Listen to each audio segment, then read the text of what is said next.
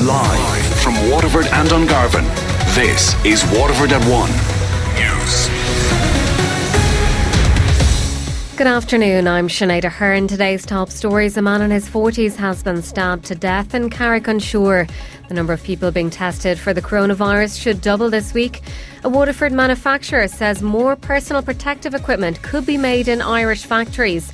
And in sport, FIFA will confirm an indefinite extension to the 2019-2020 season.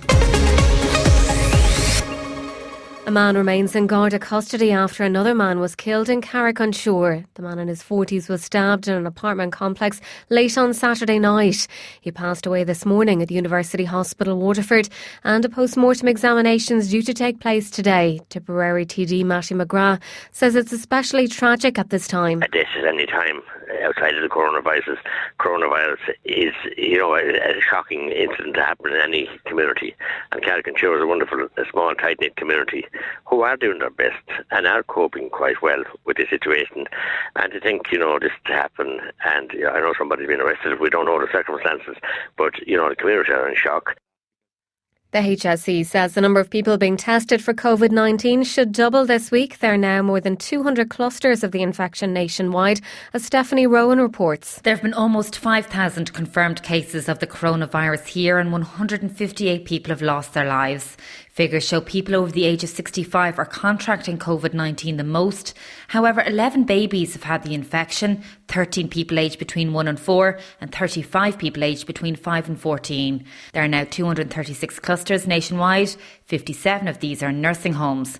165 patients have been admitted to the ICU. Dublin still has the highest infection rate per 100,000, followed by Westmeath and Cavan. There has been criticism of the low number of people being tested, but the HSE says this should double this week to 4,500 per day. Cillian de Gascoigne from the National Virus Reference Laboratory says it may be premature to lift restrictions until our testing improves. The next 7 to 10 days will see a significant increase in testing capacity across the country. And certainly I'm very hopeful for that, because I think it's the one missing piece of information at the community level that we talked about earlier that we really need to get as quickly as possible to fully inform our picture. Medical experts have said this is the critical week to see if we can contain the virus. A Waterford TD says the number of ICU beds at University Hospital Waterford will be increasing by almost 500%. Health authorities are scaling up their emergency bed capacity in hospitals across the country. As of Friday, 165 people were admitted to intensive care units nationally.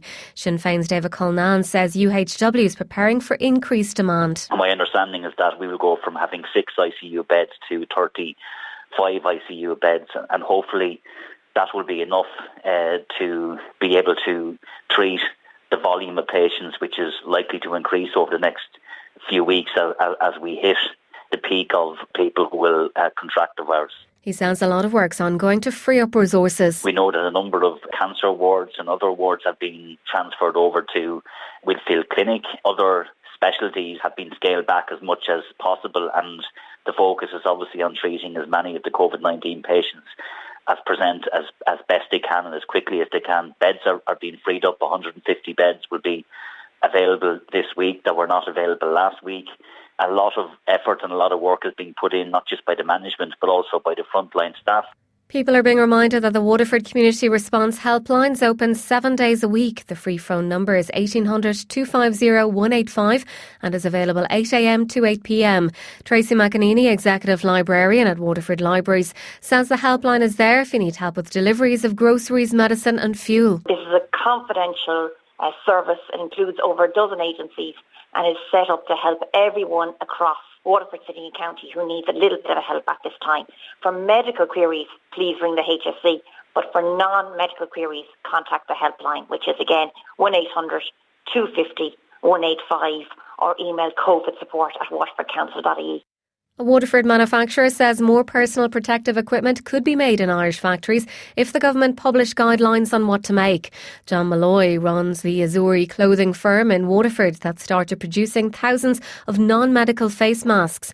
30 workers at the plant have volunteered their time for the production effort, turning out 6,000 reusable masks last week. He says far more could be done by domestic industry and even people at home. Once they're working with the right guidance on materials, anybody can be made at home. So it's a key critical element is the guidance on maybe design, guidance on the materials that are being used, and that's it. And after that, it's once you have the right sewing machines and the right materials, we can get assistance from homes, or we can get assistance from other factories.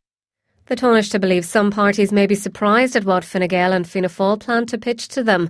The two parties are meeting again today to discuss government formation, as Casey O'Riordan reports. Fine Gael and Fianna Fáil are working on a framework document which will map out their idea for a functioning government. Labour, the Green Party and the Social Democrats have all previously said they're not interested in working with Fine Gael and Fianna Fáil.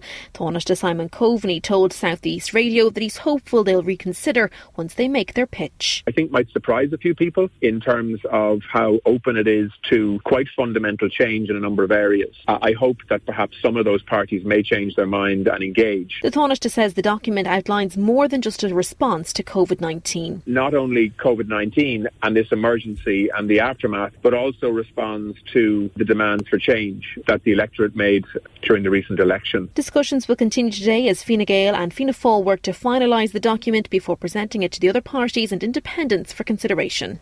Gardaí in Waterford City have arrested 4 men and seized drugs at a number of properties. Officers also seized 4 vehicles from drivers this weekend. WLR's Emer McKeown has more. 5 houses were searched over the weekend by the Waterford Garda Divisional Drugs Unit. €980 worth of heroin was discovered at an address in St Cartage's Avenue, while €600 worth of cocaine was found at Newport Terrace. 2 houses in Templars Hall were searched and €350 worth of cocaine, €800 worth of cannabis herb and €385 worth of cocaine were seized. Small amounts of cocaine and cannabis herb were found at Mount Sion Avenue. Gardaí say none of these incidents were related. The 4 men have been released and a file has been sent to the DPP. Officers are asking people to report any suspicious activity in their areas to their local Garda station. Meanwhile, Gardaí in Waterford City seized 4 vehicles from drivers this weekend who were driving without insurance. 2 of the drivers had outstanding warrants against them. Gardaí in Waterford are again appealing for information on a robbery which took place at a shop on the Cork Road on Saturday evening. A man carrying a knife entered Walsh's Daybreak at around 5:10 and ordered staff to open the tills. He then took the contents of the tills and fled in the direction of Ballybeg Drive. No one was injured in the incident. Gardaí are asking witnesses to come forward and are appealing to motorists who were in the area at the time and may have dashcam footage to contact them on 051 305 300. A restaurant owner in Waterford is continuing to sell freshly baked bread after he closed last month due to the coronavirus. Peter Everett is the head chef of Everett's restaurant in High Street in the city, and he says they're allowing just 1 customer in at a time. They're opening 12 to 5 every day, Monday to Saturday. I'm just doing kind of a simple offering. It's kind of a baguette and our brown bread that we do here. So I'm just trying to sell the 2 of those. They're the ones we serve in the restaurant and people seem to like them and they're going down well. There's a lot of people coming back. I'm seeing the same face kind of come back a lot, which is always a good sign. And there's 1 person in the shop at a time. WLR Sport, Ireland's local station of the year.